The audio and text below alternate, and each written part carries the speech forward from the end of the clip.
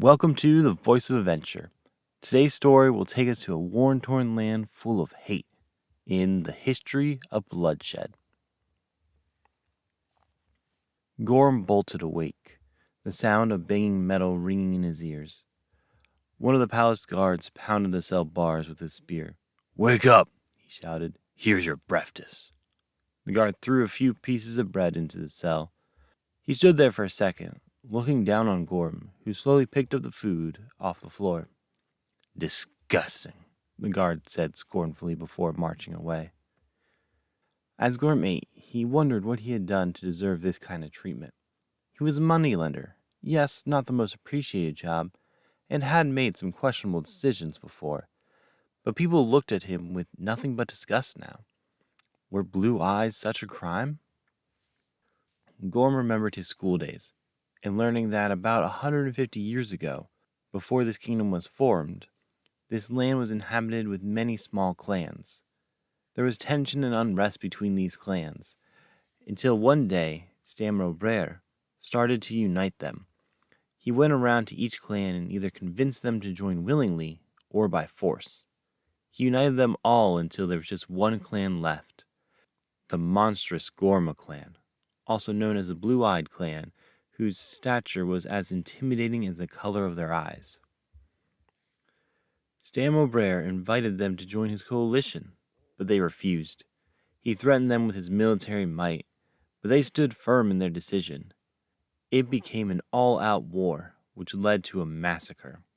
Stamrobrere led his multitude of clans against the lone Gorma.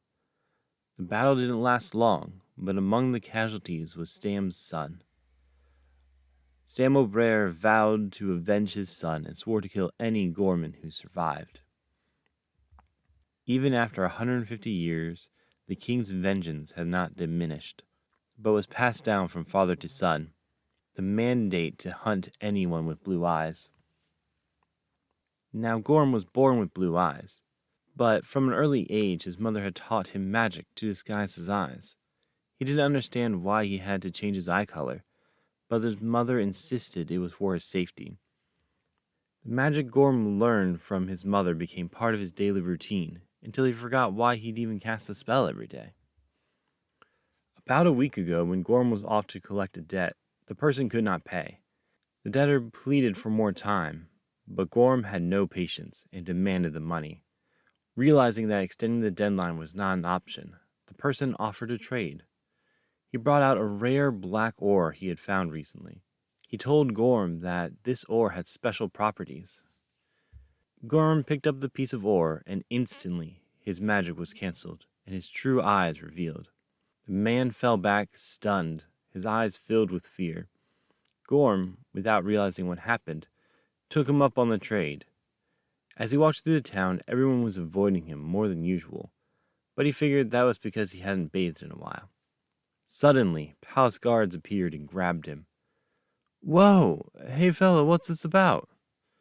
"You know your crimes," they responded. Only then did he remember his mother's warning and the reason behind his morning ritual.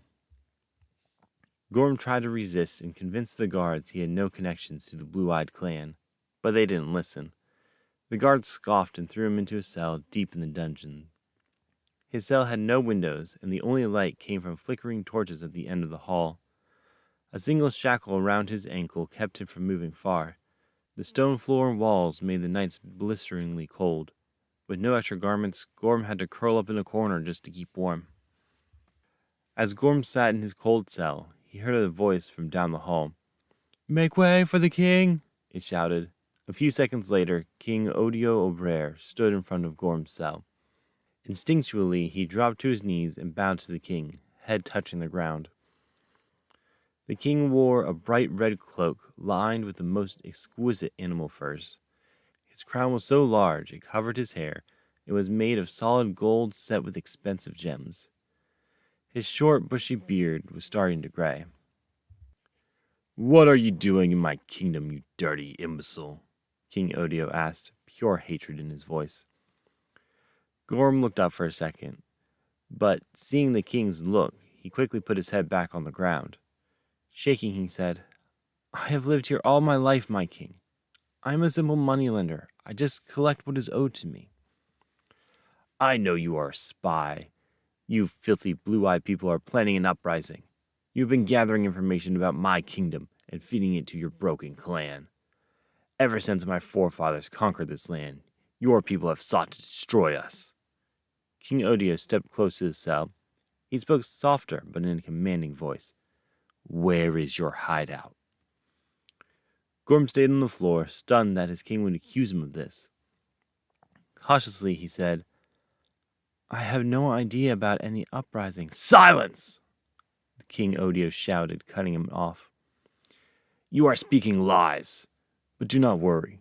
We will find out the truth soon enough. The king motioned for his guards. They opened the cell, and in stepped a man dressed in black. He wore a long overcoat that reached almost to the floor. His long black hair flowed over his shoulders, and he carried a large brown sack filled to the brim with metal objects Gorm had never seen. In a deep, rough voice, he said, String him up. The man laid out his tools while the guards came in with more shackles. Gorm's wrists were clasped together and strung up over his head. His ankles were also chained together, making it impossible to move. King Odio stood at the entrance to the cell with a smile, delighting at how uncomfortable this blue-eyed freak was. He turned to the dark-clothed man and said, Find out everything he knows, and don't come to me until you do. Everyone bowed as the king turned and left the dungeons. The dark-clothed man turned to Gorm. My name is Chasad. We're going to get very close in the next few days. The next few days turned into a week. Every day Chasad came in, asked about the Gorma clan, the uprising, their hideout, and every day Gorm was tortured until he passed out. Gorm had no answers for these questions, and Chasad wasn't listening. After a week, Chasad didn't return. Gorm lay on his cell floor, writhing in pain, but every sound scared him, reminding him of his torture, unsure when it would start again. King Odio came back for another conversation. Chasad told me you still aren't talking. What did the uprising do to you to keep you this quiet? Gorm spoke in a low voice, his muscles straining as he spoke. I told you, I have no connection to any uprising. Stop spouting lies. We both know that you are covering for them. Do you believe in the puny rebellion so much that you are willing to die for them? You aren't listening, Gorm shouted. Looking at the king, he saw that shouting was a mistake. The king's eyes were full of anger. He clenched his hands into fists, closed his eyes, took a deep breath, and let it out slowly to keep from shouting back. He spoke softly, but his words had an angry undertone. It's decided, then. I was going to let you live until you told me about the rebellion, but I see you don't see me as a king anymore. 2 days from today, at the binding ceremony, you will be publicly executed. This will be a sign to all of your blasted compatriots. King Odio walked away, leaving Gorm alone with his thoughts. Gorm had given up during his torture and was ready for death. But somehow, now that he was given the death he craved, he didn't want it anymore. He wanted to live, to show the king he had no ties to the Gorma clan, to prove his innocence. But he couldn't. He was stuck in the cell until his public execution. Over the next 2 days, Gorm thought over his life, asking himself, did I live a good life? He was tormented by what he had done to all those who couldn't pay back the money he lent. He remembered their faces as their houses and farms were sold to pay back the debt. He remembered them begging for more time, for any grace, and Gorm remembered turning his back on all of them, thinking, they brought this on themselves. If they couldn't pay, they should have never taken the money from me. All these memories made the 2 days crawl by. Finally, the day was here. It was binding day, and he would be free from the torment. Late in the afternoon, guards came to take Gorm to his execution. He did not resist. He was ready to be free from the haunting memories. They brought him to the square in front of the castle, where the festivities were being held. A large wooden stage was constructed at the far end of the square. where dancers, musicians, and performers entertained the king and the crowd. The king sat high up on his balcony overlooking the square. A few noble and trusted advisors had joined him, dining on fine alcohol and fresh meat, while the commoners had their fill of beer and cheap meat. Laughter could be heard all throughout the square as the festival progressed. Dark blue flags and banners waved in the sky between the buildings. In the middle of the banners were two golden arms, clasping forearms, with a red string tying them together. As the sun began to set, candles were lit all around the square. Large candelabras were set up in the middle of the crowd as well, making every inch of the square lit. As evening came, King Odio stood at the edge of the balcony and addressed the crowd.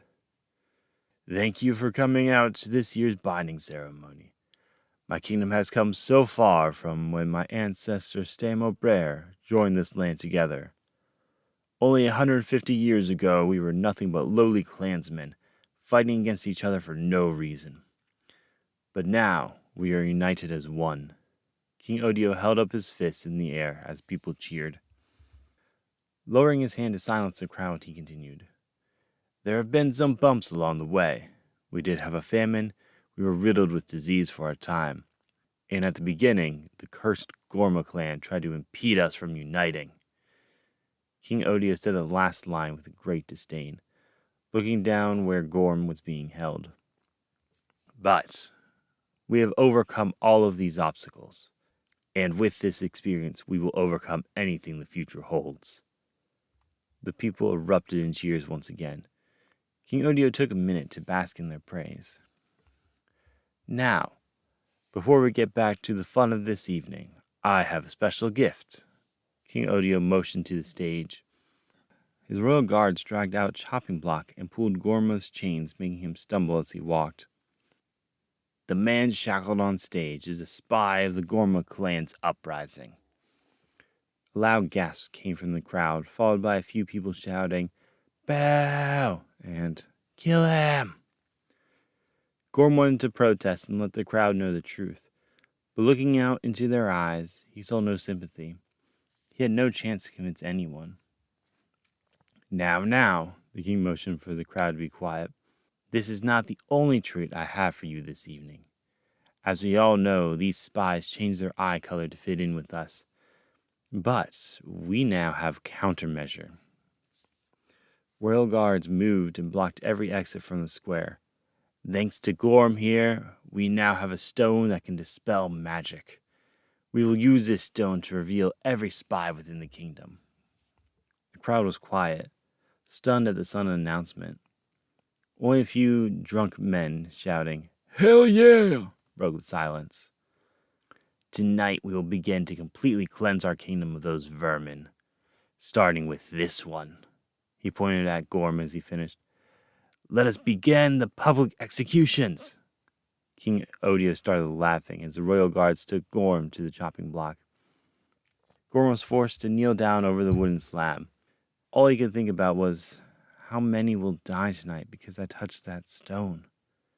But he didn't have long to think about it. Once he was in place, the executioner quickly lifted his freshly sharpened axe, and with a smooth slice, Gorm's head fell rolling onto the stage. Cheers erupted as Gorm's head landed at the feet of its executioner, his blue eyes staring out at the potential victims of his mistakes. If his experience was anything to go off of, King Odio would show no mercy to anyone with blue eyes. Now, following in the footsteps of his ancestors, the stage was set for a new massacre. The legacy of bloodshed would continue. Thanks for listening to The Voice of Adventure. To get behind the scenes info, feel free to follow me on Instagram at Josiah the Author. See you in the next story.